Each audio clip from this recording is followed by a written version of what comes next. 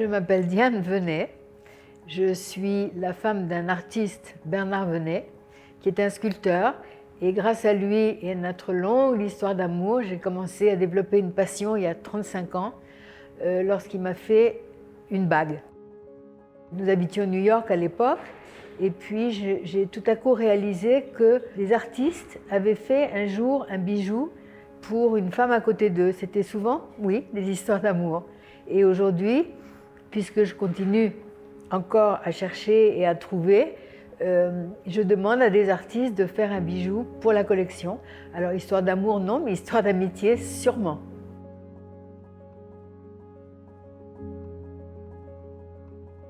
Alors, les visiteurs sont très surpris parce que la plupart du temps, on ne sait pas que les artistes ont fait un ou des bijoux. Et c'était le cas de Picasso. Picasso s'est amusé dans les années avant-guerre en ramassant des galets sur la plage et en les gravant pour Dora Maar ou pour Marie-Thérèse. Et puis après, il a rencontré un homme qui avait un atelier à Aix-en-Provence, François Hugo, qui était l'arrière-petit-fils de Victor Hugo, a beaucoup travaillé avec Picasso, mais aussi avec Max Ernst, mais aussi avec Derain. C'était une bande de copains, ils faisaient ça pour s'amuser. C'était jamais commercial, c'était entre eux et pour leurs femmes, pour les amis, pour les proches.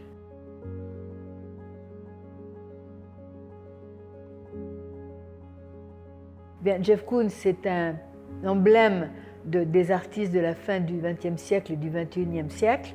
Et j'ai beaucoup voulu avoir un bijou de lui. Ce n'était pas facile parce qu'il n'en a fait qu'un. J'ai ramé, comme on dit vulgairement, j'ai ramé pour en avoir un. Finalement, je l'ai obtenu. Je crois que c'est une édition de 25. Pour un bijou, c'est rien du tout, donc je suis très contente.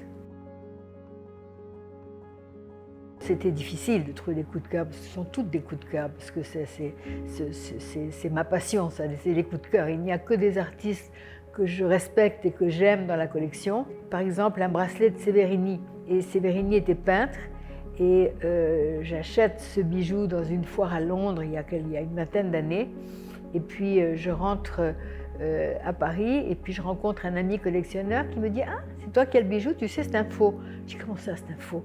Alors je rentre en courant à la maison, j'appelle le galeriste à Londres qui me dit « Écoute, moi je t'ai montré par tous les certificats que je pensais que c'était un vrai.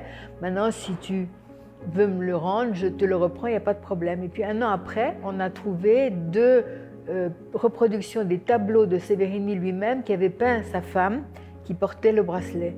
Alors, bon, quelquefois, les histoires, la fille de Severini ne savait pas apparemment que son père avait fait des bijoux, en tout cas ce bijou qui est un bracelet d'esclave pour son épouse.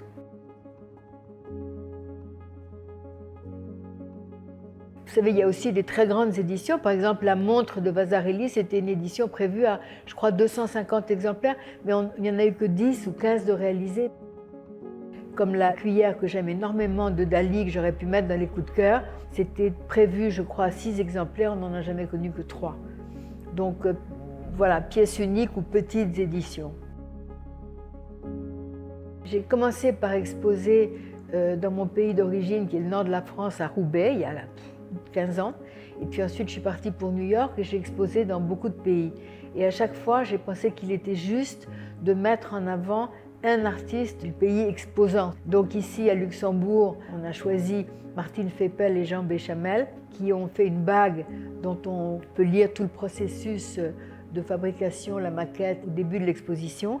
C'est un honneur rendu à l'artiste dans son propre pays.